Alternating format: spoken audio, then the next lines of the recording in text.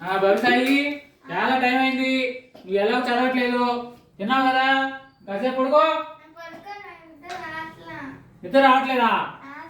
అయితే ముందు మన ఎదురింటి అపార్ట్మెంట్ లాంటి మన చెన్నై నుంచి వస్తూ వాళ్ళ పిల్లలు ఇట్లాగే పడుకోవట్లేదని మానం చేస్తుంటే తాయిని తీసుకొచ్చింది.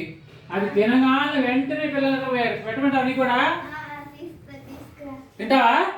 సరే ఉండు, నేను కవర్లో పెట్టాను, దాచి పెట్టాను, తెస్తున్నా.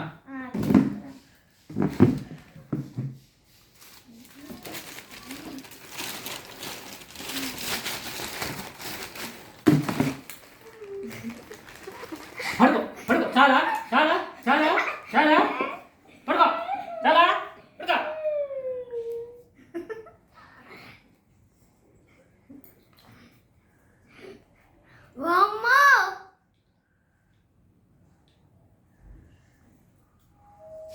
అదే అయిపోయిందా?